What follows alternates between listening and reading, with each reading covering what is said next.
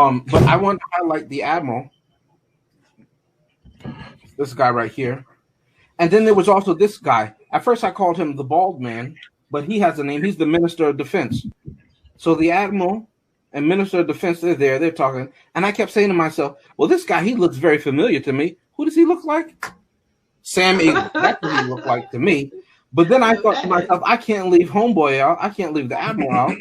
At first, I was going to say Rent. That's what I thought it was. Yes. But then I realized it was Waldorf and Statler. Okay? I said, nailed it. Okay? That's from the Office Show for you younger millennials. Thank you for that flashback.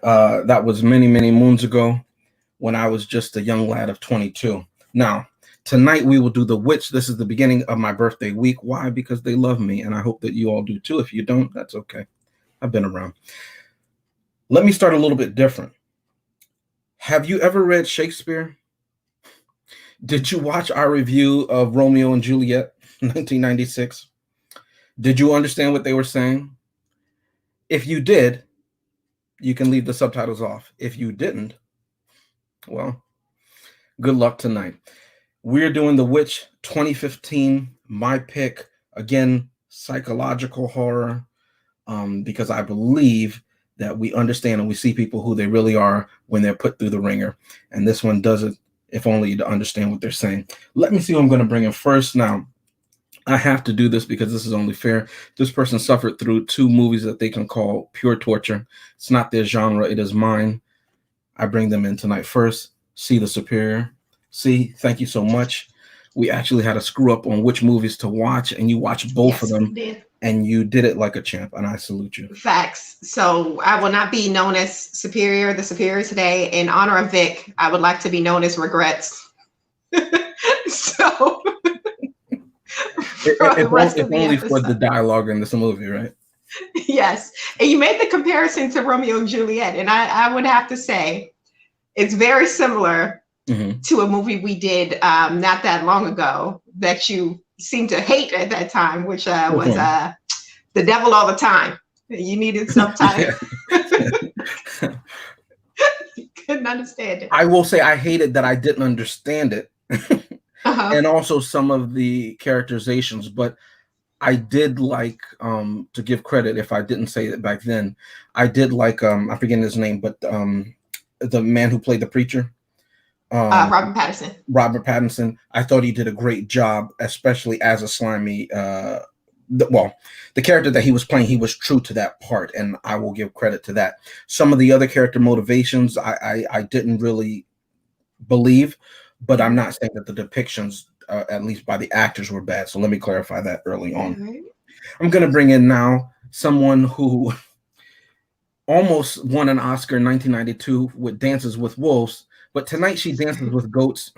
And I don't know if she agrees or disagrees with the post that somebody just put up on the screen, but let's say hi. Dances with Goats, how are you doing? I'm doing well, thank you. Got my moon crystals full, ready to bathe in the pale moonlight. Okay. I'm only willing to go so far because if it gets too crazy, I'm out. I gotta go. Okay? I'll try to keep the demons at bay. There you go. And last but not least, I assume the person who made that early promo for me to embarrass me because he did not tell me beforehand. I see him backstage looking extra prideful. The executive consultant. Sir, how are you doing? You know what? When you said that this person suffered through 2 movies, I automatically said, hey, I'm coming in first. Was it right? I thought that too. We all felt it. Because I sat here and I watched a movie called The Witch, and my gosh, consulting with a consultant is loaded up today, buddy. Loaded up today. So I can't wait for it. But let's go ahead and talk about synopsis. Mr. Birthday Boy. Actually, it's not your birthday. We have to give a shout out to the UPR's own on the wrestling side, David Sanderson, whose birthday is in T-minus 2 hours and 7 minutes. Turn the big 2-1. Happy birthday to him. For him. All right, James.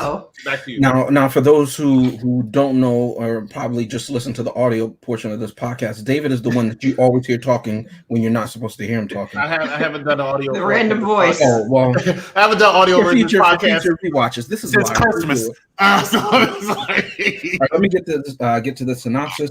This is from the same director who later goes on to do Midsummer, and that's what the two ladies were talking about backstage. Another movie that I need to watch because that looked all kind of crazy and freaky.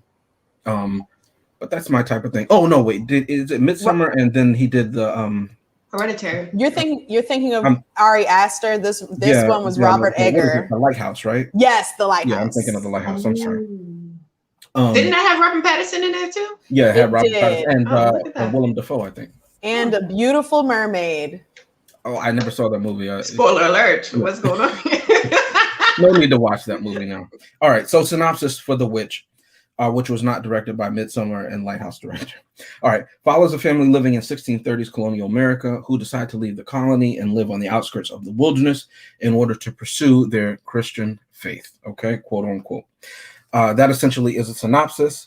Typically, whoever's pick it is, they go first. Let me just show you. Yes, backstage, Chris is right. I have a lot to say. I therefore am willing to cede the floor opening to somebody who would like to go first if they should care to do so. Okay, let me just get this out of the way. Yeah, I knew you could have been You know, why not? I by the way, can I say early? And I'm going to have this on the show as it's being made. But Chrissy helped me out. I don't know how much she wants me to say live on air, but she did great work. And I look to show this off at a future point once I get everything finished with it on my end that I need to. But I want to salute her live on air for something that she did not even have to offer to do, and yet she did. And when she plugs it more, hopefully you will go to her for the great work that she did. But Chrissy, sorry. No problem. I'll plug it right now. Superior Assisted. I provide graphics, logos. If you need anything along those lines, please hit me up via IG at Superior Assisted. But about the movie, I'm not gonna lie to James. I want all the heat and the anger and the rage. Let's go. I'm giving the heat because I can only just every time I watch a movie that's recommended by James and it turns out to be, crap. Okay. Wow. It reminds me of all the Caspers, all the, the Hocus Pocus. Mm-hmm. It reminds me of all the, hell, what's it called? Devil All the Times. Mm-hmm. And the way I had to endure the hatred of those movies. Mm-hmm. And tonight's movie was no different, at least my feelings towards it. Very similar to your feelings towards the movies that I picked. Okay. As some of our fans know, or our regular viewers, I'm not really that big into horror movies, like, scary movies. So this was a little bit of an experience for me. But I will say, for a thriller or some kind of suspenseful movie, it was dry. Like, I was like really like the devil was pulling at my eyelids, like the father would say. I was like, when is something going to happen here? It's a whole bunch of, cutaway shots, a whole bunch of mumbo jumbo that I didn't understand because, I should have put the subtitles on, but, I already got the movie running. I wasn't going to go back.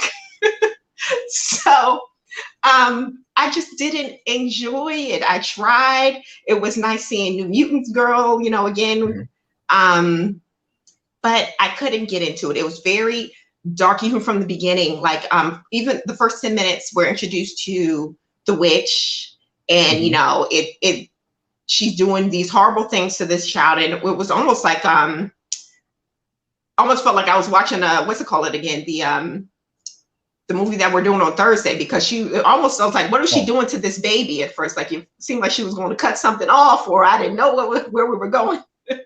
But it went much darker, and it's a very dark film. Like, it definitely has those moments where you're thinking you're disgusted. Yeah. And I was disgusted watching it. And before you made these parallels to The Shining, and I guess because it's more psychological, you're not sure what's really going on. But surprisingly, I really enjoyed The Shining. Okay. I did not enjoy this film, but I'll talk more about that in my final thoughts. But and maybe you'll go into it more in your final thoughts, but I'm very curious. Did you not like it because, as you say, and I think it's a valid point, when this movie does go dark, I don't mean it literally, it is dark, it's like lit by candlelight, but when it goes dark, it goes to those places unabashedly almost. And I'm very curious if that's one of the main reasons why you didn't like it. I don't know if you want to say that now or well, I'll let someone else go first, but okay. We'll save that for final thoughts. All right, Dances with Ghosts, it looks like you wanted to jump in here. I shall. I really liked this movie. I love horror movies. It's one of my little, I guess it's pretty close to my favorite genre. Yeah. I especially love horror movies that are set in kind of older times, like this one, 17th century.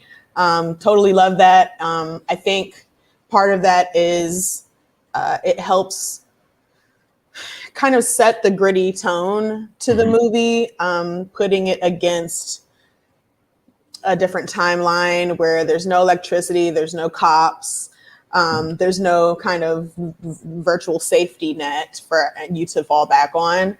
I especially love movies that are set in older times because you just really get into the emotions of the characters. And I feel like this movie did that really well.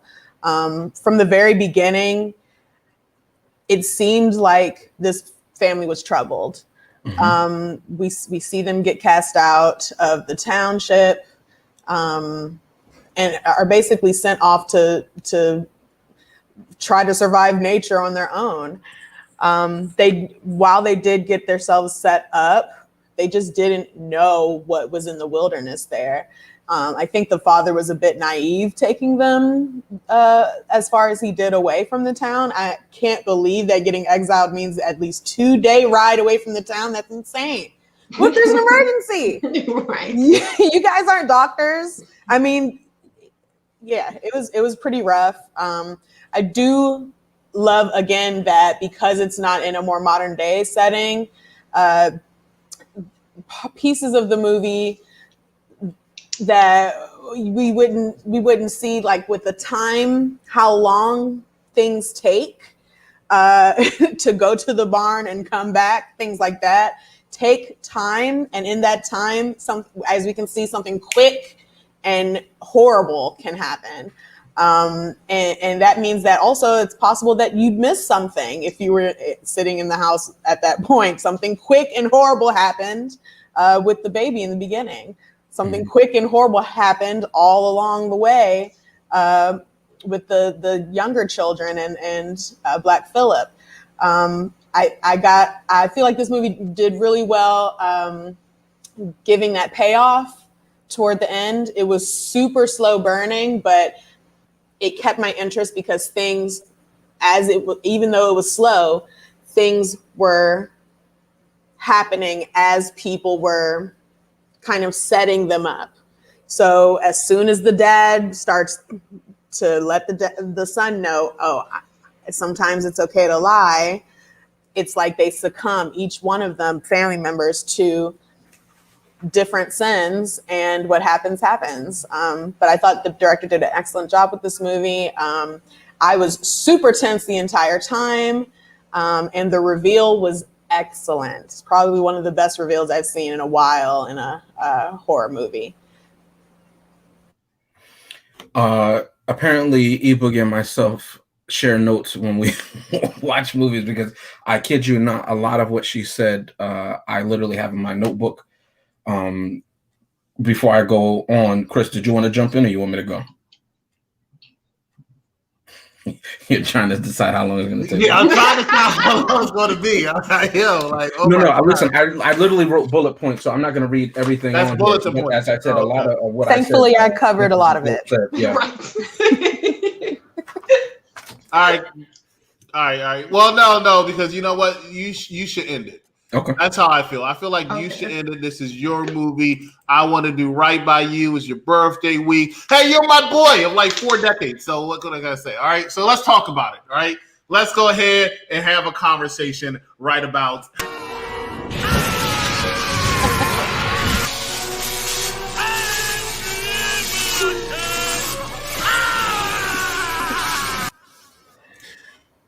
I have to take the executive consultants off for this one, right?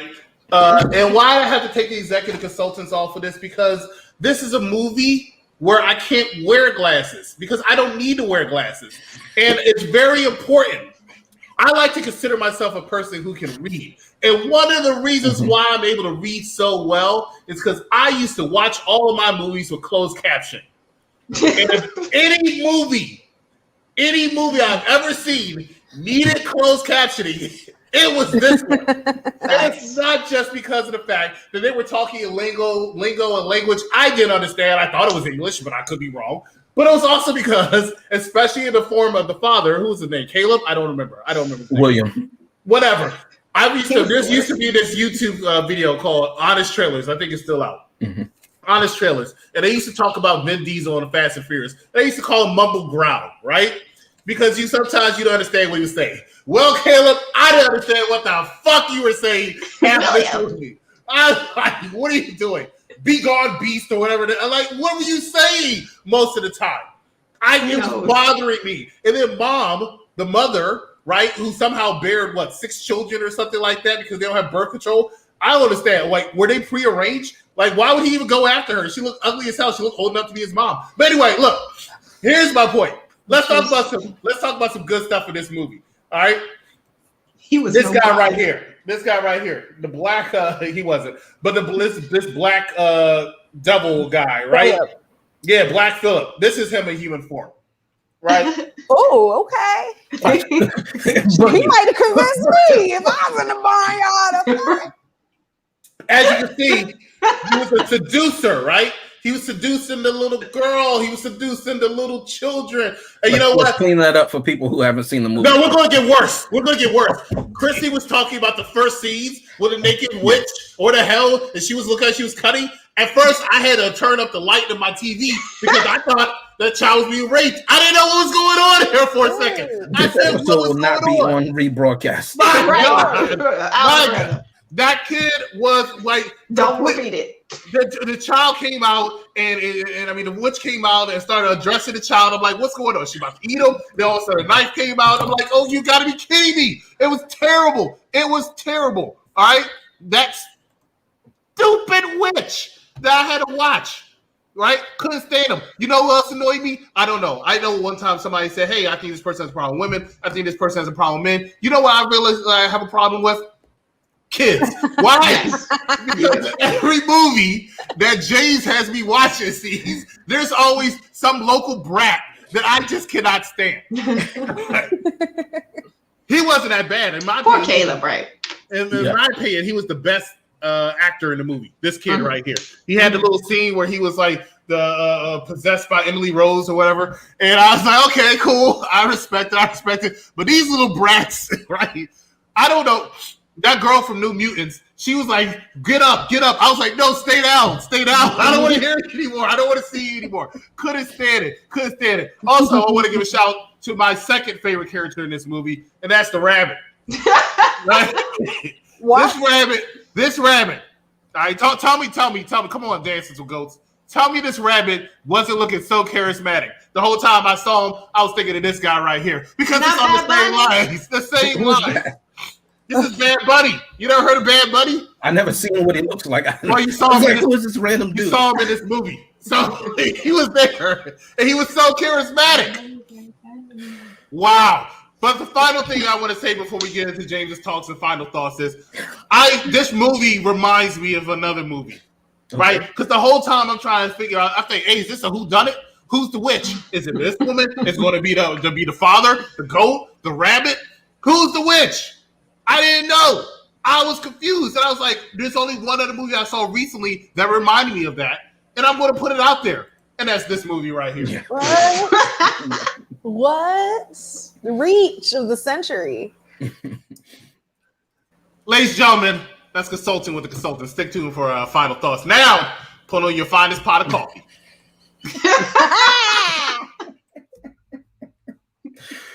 I will say, at first, I hated the arrogance of him using Emperor Palpatine as his segue portion, but it's grown on me, and it's funny, and I enjoyed this segment.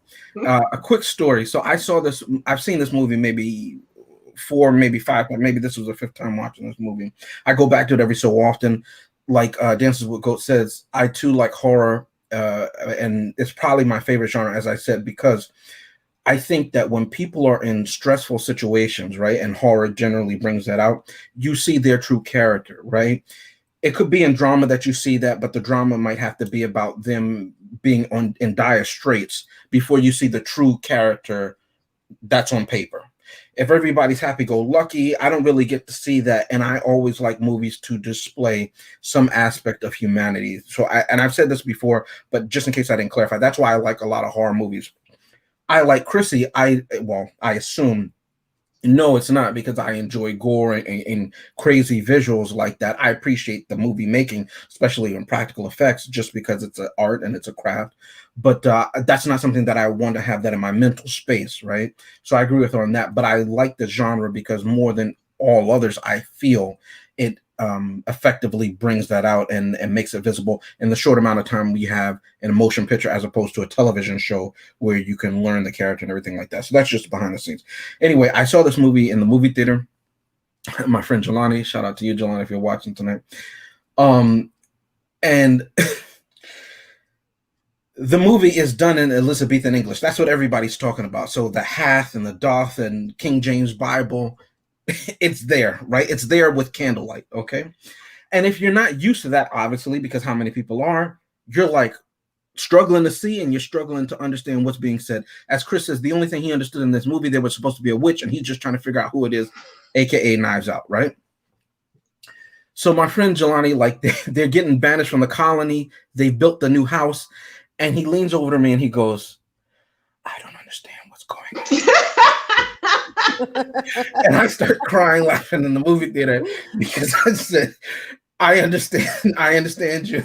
And I had to catch him up, and he's like, oh, okay, I got it. You know what I mean? But it's a realistic thing. And it's just always funny whenever I think about that, because he's like watching 20 minutes of the movie. He's like, I have no idea what anybody's saying, right?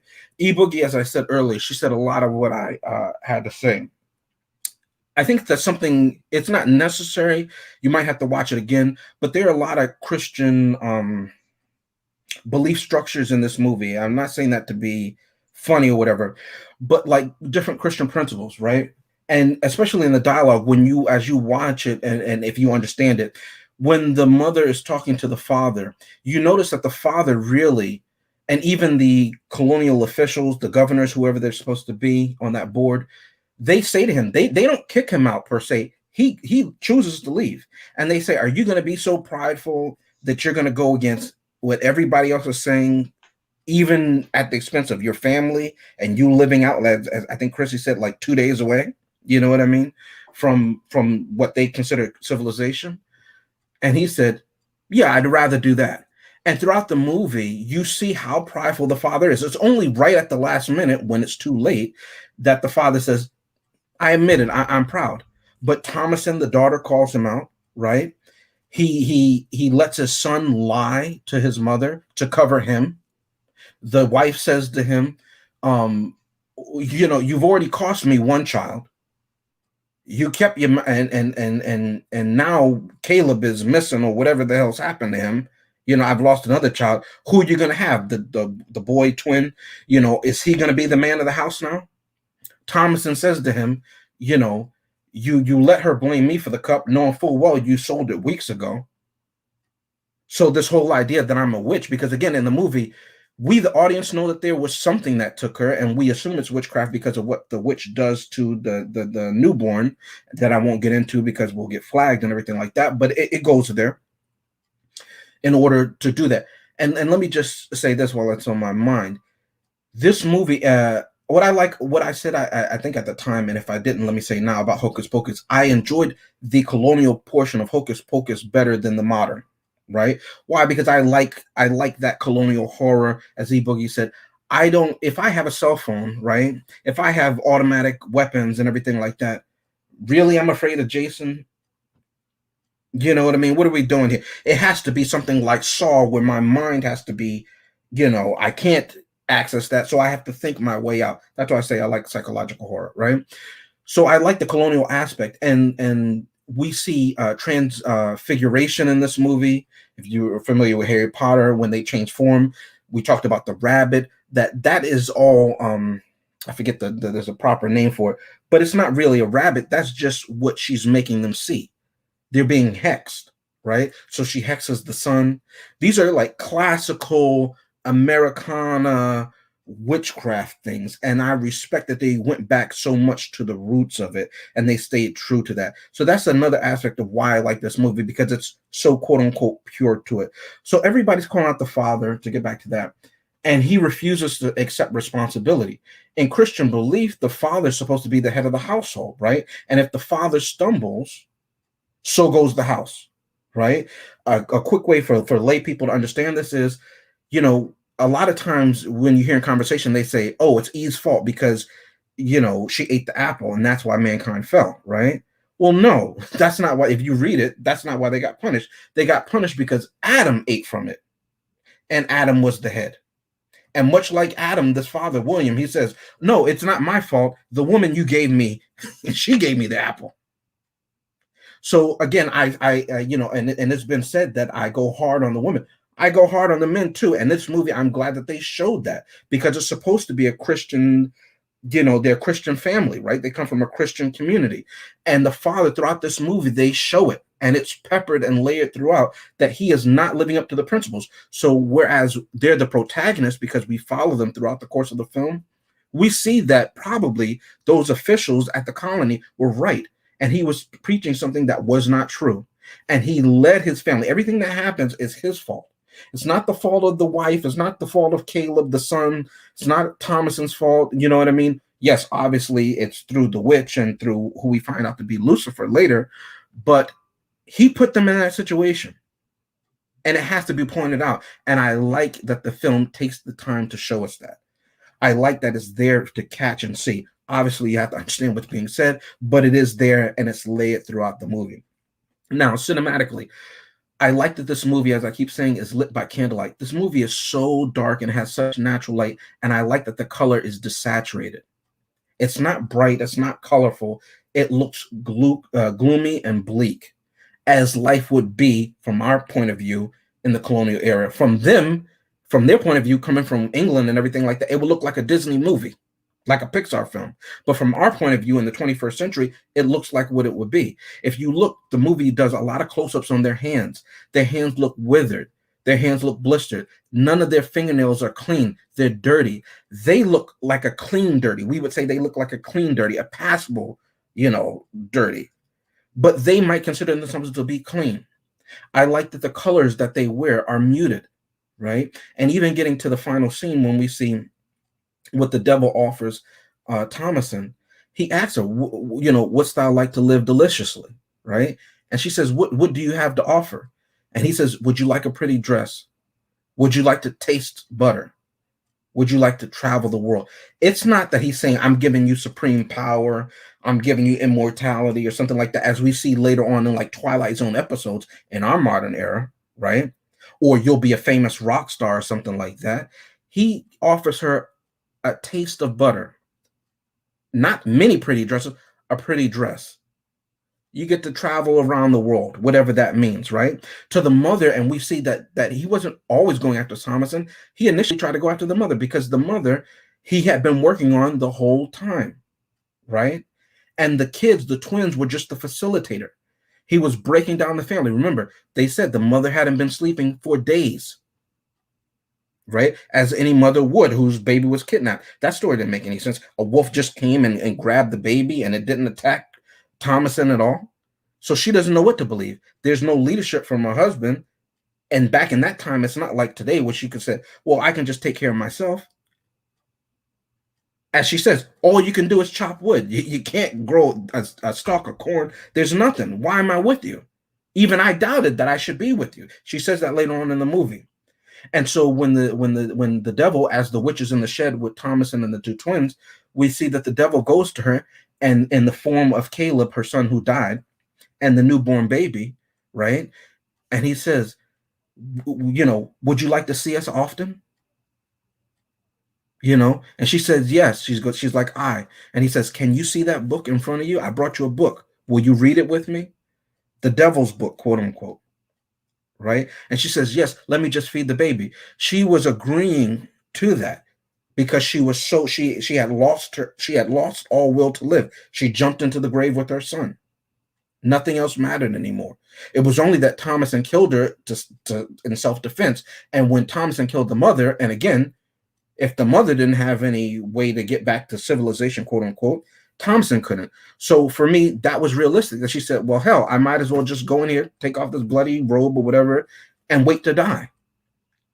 And she wakes up in the middle of the night and she says, this has to be something, right? And that's when she says, are you really Satan? Or were we just crazy? What is going on? And there's no response, and she gets up to leave. And that's when he transforms, right? So I like that this movie has peppered so many different things with it. I like the true origins of witchcraft. And I'll say this, a lot of people get this confused when they watch the original 300. They wonder, well, why do the Persians look like that? And why do the animals and everything look like that? And they forget that this story is being told by the last survivor of the 300, who has never seen elephants and rhinos and Persian people before. So when and then he wants to amp them up because they're going against 1 million people. So if you're telling a story and you can't hardly remember what these things look like and you've never seen them before, and two, you want to show that we defeated them, we brought them to the brink, you're going to embellish more too.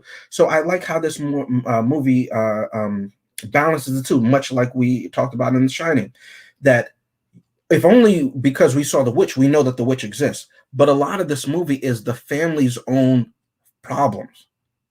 And we see that things weren't perfect. And because they lost the protection of the community, both literally and figuratively, they were easy pickings. And literally, that's what they became. And so the movie is so layered and it's so deep. And I like the fact, as I said, I watched the movie about 5 times, that I can go back and catch different nuggets here and there. Right. And I always enjoy that about movies, that you can do that because it shows that there was care taken in making that movie and writing the script. In all, they say it's a collaborative effort and everything, in the wardrobe, everything like that. And I really do appreciate that about this movie. I think it does it well. But that's essentially what I have to say about this movie. All right. Well, you did have some interesting points, but I'll have to disagree. As you know. As far as Samuel's concerned, I just want to say something had to be sacrificed in order for in magic. Yep. You have to sacrifice something in order to gain something that kind of restores the balance. When you gain that whatever. Yeah, if you get power, you have to lose. Something has to be sacrificed. It has to be taken from and someone. You see that time and again. You're absolutely. Yeah. It's so. I'm not saying I studied this, but from the little bit that I know and understand the principles, it's so true to that. Quote unquote. Again, from the little that I know. And let me say this: another thing that I like that I didn't mention, I forgot to say, when Caleb is separated from Thomason in the woods when they go to get the pelts and everything like that. I like the fact that they already established, remember, in this time, nowadays, you just go on your phone, whatever age the young boys start. But they didn't have that back then. If he was in the village with everybody else, he'd be looking at somebody else's daughter. But Thomason was the only one. So it made sense. I didn't view it as incestuous that he was looking at the sister, right? Because that's who was there. I did. I was like, this is a little nasty. You know what I mean? So he's trying to fight it because that's his sister, but his biology is winning out, right? So again, it's giving the Blue Lagoon. That's what it was giving, Blue Lagoon. Yeah, but it's realistic. It's honest, and I respect that, right? So when they go into the woods, and it's like he's drawn, because remember, when he's with his father, the witch tried to hex Caleb then. That's why the camera does a close zoom in to the rabbit's eyes and then to Caleb. And if you watch him, he's like transfixed. And it's only when the gun backfires, right, that the witch did that to protect herself, because it's obviously the witch in human form, really, that it breaks the spell. So when he goes out again and the rabbit lures him back, he's drawn, he's compelled to the house. He's terrified because he knows innately, I shouldn't be here. I need to be afraid. I need to get away, but he can't. He's transfixed again. Yeah, he showed that on his face. And we see that the witch has been coming to their house every night because the twins said it. Because Black Phillip has told them so, right? Yep. So when the witch opens the door, I don't know if you caught it, but if you look closely, you can see that her visage, it's almost like you ever see when they do a mirage in the desert and it almost looks wavy? There's a slight mirage on her, the way they filmed that scene. And I love that they did that because it's to show you that's not her true face. And something's just off, even though she looks alluring, even though she has that pretty dress on or whatever like that. All of it's an illusion. And he sees that something's quite off, but it's the ultimate fantasy. And so when he goes in for the kiss, or when she pulls him in for the kiss, you see the real thing, and it's almost reminiscent to Game of Thrones. If you've seen that, you know what I'm talking about. Yes. When you see the real hand, and you see that it's old or decrepit or ancient or whatever like that. Really, really, really enjoyed it.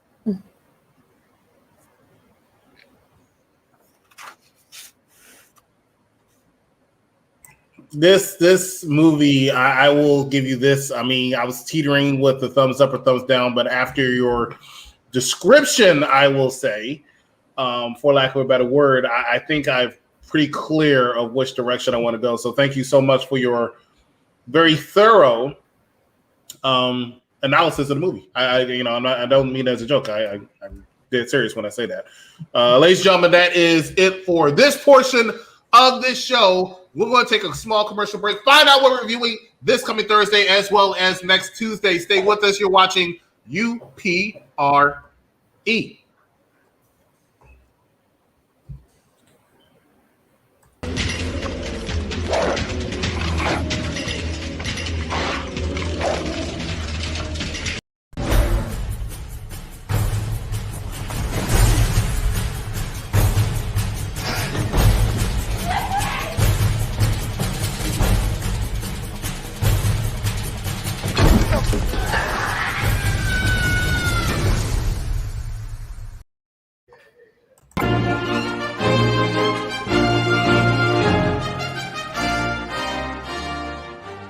Here's the thing about MacGyver, right? MacGyver is always in these situations where it figures a way out of the situation. So like this movie is very, very, very MacGyver. If everybody understands, like, just the whole culture behind MacGyver, it's just great. But yeah, did you watch this movie? Who's your recap? I don't know who wrote that comment. This is horrible. Read the comment out loud and really think about who it is. No, read the comment out loud. Okay. Steven? Yeah. No, come on. No, look at your StreamYard, right? Oh, it's so how many times? Anytime you see it more than once, right? Then you know somebody in here did it. What happened, James? You think I didn't? I didn't watch this movie? Did it got a response? All right, ladies and gentlemen, we are back. We are reviewing The Witch during James's birthday week. Happy birthday to Mr. James up there, playing some of his greatest hits, so to speak. And we're going to find out this movie is a great hit. This Thursday at 9:30 p.m. We're actually going to be reviewing another one of James's picks. It's called Let the Right One In. How excited are we for this movie? Words cannot describe how much I'm looking forward to this. I have not had the pleasure of seeing this already, unlike C the Superior down there, who has had the pleasure of seeing this. So let's go ahead and talk about it. It is called The Witch, and we'll start off with C the Superior, actually, for your thumbs up, thumbs down analysis. Okay, so like I said in the beginning, not much mystery here. I did not enjoy this film. After hearing you all's, discussion about, how it was very accurate to the lore of witches and, American history and stuff like that, that was interesting. I think it. Wrapping it up. It was just, I think it was interesting that they added it in there, that they were that focus on attention to detail. That brings it up a little bit, in my opinion. But I still didn't enjoy the movie. Like, it wasn't a good movie. I don't know what you guys are talking about. It was dry. It was boring. It was like, what the hell are we doing here? I couldn't understand it. And I watched Romeo and Juliet with no problem. I can understand them clearly. And it's because they say the words in a way that you can understand. This guy was mumbling it like in his babyest of voices, and you didn't know what the hell he was talking about. And I just couldn't get into it. I couldn't get into it. Although I tried my very best. And I almost wish that they would have left it as an unknown. Like, you were thinking, okay, is it the family? Is it the father? Is it, are they just going through, are they just mentally unwell? But they kind of gave away the gag at the end. I guess it's, the reveal, but I just wish that I wish that they would have left it kind of unknown for me, so you can kind of walk away more with a mystery of it.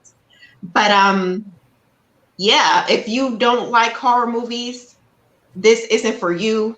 If you don't like gory stuff, and to James' earlier question about, was it that it was just so horrific, the things that were done in this movie, and that is part of it, yes, but it made me think of this show that came out on Amazon recently called Them. And there was one episode in particular. I haven't seen that show, but we talked about it backstage. Yeah, I won't give too much away, but there was a scene that involved a child. Okay. And I couldn't watch it. I had to fast forward. I literally felt like I was going to throw up in my mouth watching that scene. And but I still enjoyed the series overall, even though it did have these horrific elements in it. Okay. So I'm just going to say this movie isn't for me. It's getting a thumbs down. Thumbs down. Tales of Terror. That should have been the entrance to this daggone movie right here.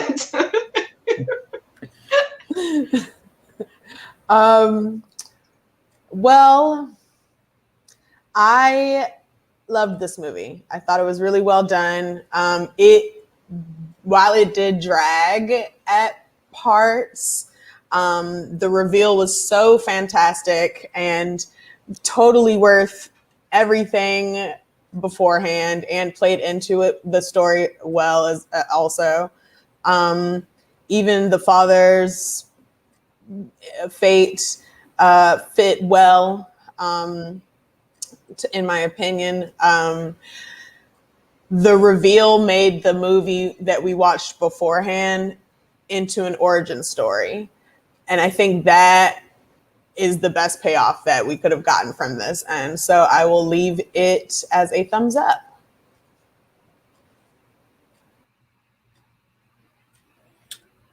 I'm very curious now, because now originally I said to Chrissy when we talked about Them, because the conversation was, did you find it to be like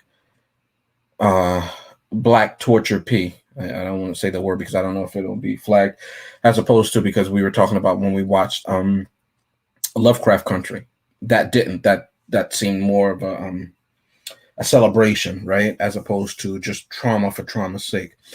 And this is going to sound crazy, but I'm curious what that scene was like. What it from the little bit that I know of that series, that somebody's attacked, a la Emmett Till, I'll say, or if it's just some random horrific thing, as I said, is that series about, and I'll leave it like that. But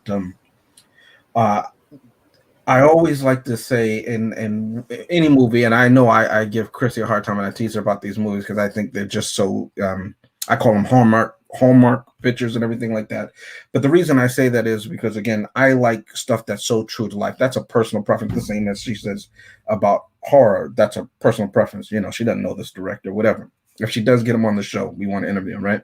But and then vice versa. I don't know the directors of these other that Chrissy picks, whatever like that. But I like things that show who humanity is, who human beings are at their truest point. And that's why I typically like to go with horror, and everything like that. On top of that, the fact that it's not just I'll put it to you this way, it's not just Saw 5, 6, 7, however many else, just be gratuitous gore, but there's actually a plot, a la Saw 1, Saw 2. Right? There's a reason that they exist. The subtle details, the things that they got so right, in my opinion, right?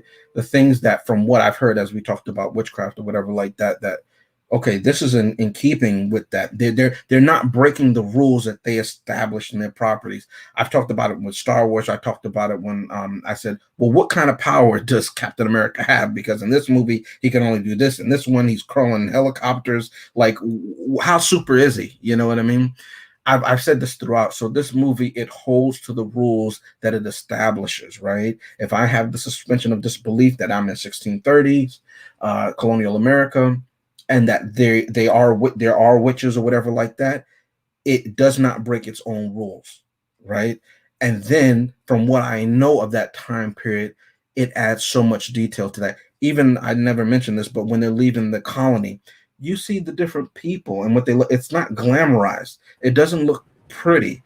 Whenever you see like the Pride and Prejudice and all these things, all these people look like they've been cleaned in a modern, millionaire's bathroom. These people will look incredibly dirty to us, right? I like the fact that these people looked dingy, right? They're cleaner than our modern farmers, right? In most of these movies. And this one, they're not. You see Native Americans walking in there and they're looking back at them like, why are these people leaving? You know what I mean? And it's almost like a cultural question that they have as they go in there to trade and everything like that. They mentioned that the Native Americans are there and they trade, and they had me thinking, I wonder why the witch doesn't try and mess with them. Probably because they have different things. And the mother mentions that they have witchcraft or magic that they practice too, that probably protects them against certain people that would do stuff like that. So it's so layered, and I think that you catch so much, especially upon rewatch. And at movies costing like $14, $15 a pop or whatever, you paying these subscription prices, if you still pay them. Shout out to you, Firestick. But I gotta say, shout out to you, Firestick. It's well worth it, in my opinion. Obviously, I picked it because I liked it. Chris was right when he said words can't describe Let the Right One In, because it's in a foreign language, but I hope you tune in for that one too. This movie, though, The Witch, it gets a thumbs up.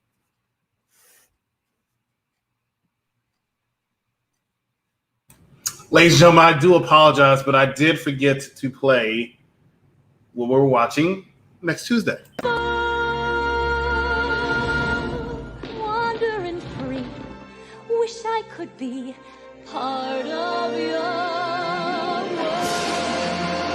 Isn't it fantastic? The Little Mermaid. I wouldn't miss it.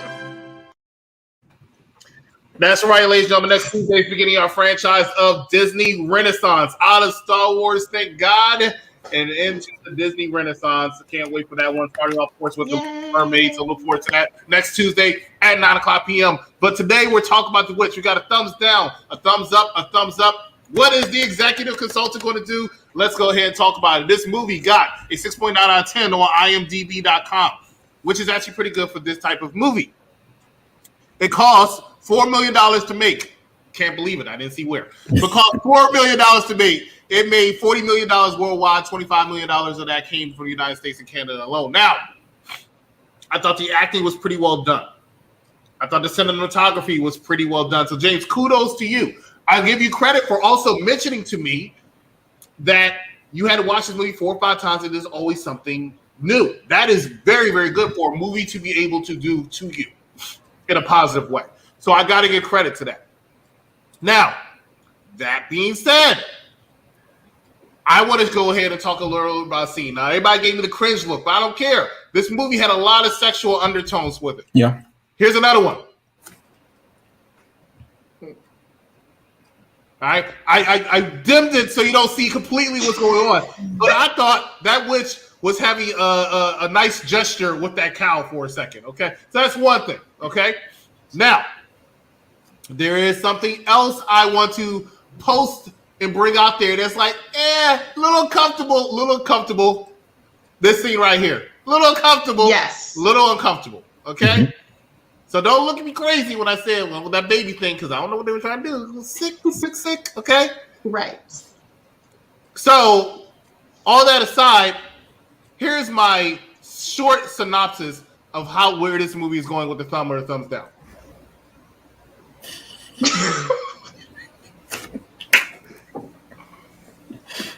That's how I felt after watching this movie. Why? Because James likes making me watch these movies where they talk or they're dancing or doing something, and then it's in credits. And I'm like, that's it? That's what you gave me? That's what you gave me. And that's how I felt upset, and that's why I felt bad, and that's why I felt screwed. That I'm watching Black Rob, or what the hell his name is. Black Rob. What the hell his name is. Seduce this little Black girl Phillip. or whatever. And then I'm looking at this. She's up in the air, and then I got end credits. And I'm like, are you kidding me? Are you kidding me? They've made worms meat of me. It was exactly. So I know you don't like it, but I'm going to do it to you, James. Okay? No, honest. What? What? What is it? You had it right. See, you made me lose a lot because that's exactly what I was going to say. But you have made worm meat of me. Screw you, James. This movie gets a thumbs down. That's the end of us here at a Popular Review Entertainment. Once again, happy birthday to James. Happy birthday to David. Happy birthday to anybody out there watching us. Please make sure you like, love, and share, and subscribe, and all that good mess. See you on Thursday for part 2 of James' Scary Week. Let the right one in. Chris, I apologize early. It's fine. I deserve it. I rolled up windows on homeless people, apparently. Have a good day. We don't know if he was homeless. Bye.